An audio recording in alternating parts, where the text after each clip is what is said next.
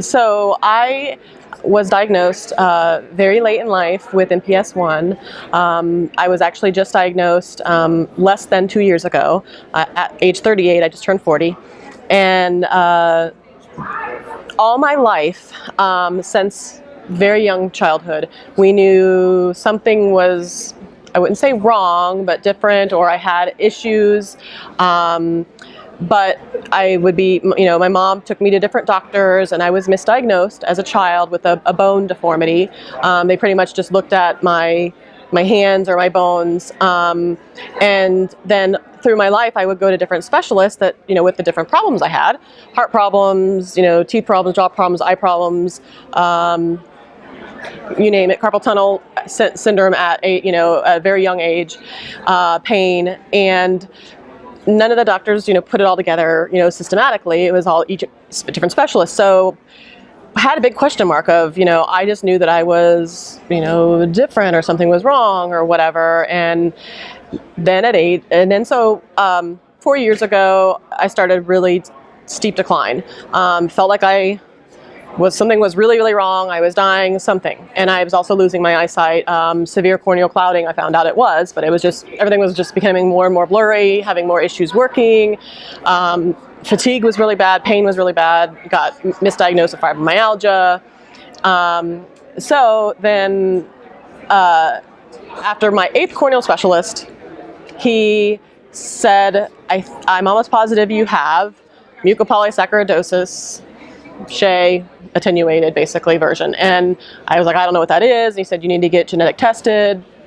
Went through that and got my positive, results. And most people you would think, would be, oh my gosh, now I have this, label on me, and would be upset. And my big thing was, the question mark is gone. The question mark is answered, because I knew something was there. I knew something was up, something was going on, and now the question mark's answered. Now I have a path, and luckily there's a treatment. And I'm very thankful for the developers of the treatment, the kids that were on the clinical trial for that new drug, or that drug at the time that was new, the ERT.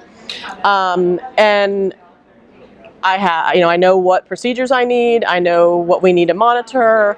And it was just a huge awakening, a huge just like aha moment, and now I'm working through that path, within my first 2 years, and trying to become educated about my disorder and then other rare diseases and how they relate, and then trying to support other families, other patients, especially other adults, and in my situation with various rare diseases. I believe that either being misdiagnosed or underdiagnosed and late diagnosed is very hard for us, because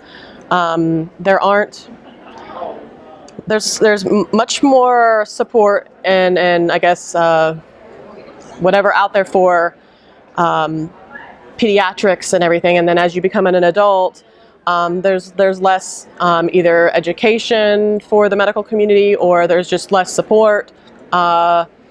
And so it's harder to find. It's even harder to get, to be tested, be diagnosed. I had to search and search and search. Where do I go to get genetic tested as an adult?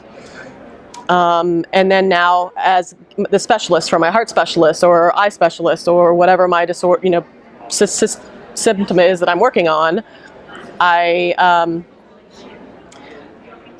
it's harder to find those specialists because there's more pediatrics. So I am very much in favor for let's help the adults as well with the rare diseases. Let's help bring more education and attention to those who are adults or more attenuated or late diagnosed, and more research and documentation for us as adults.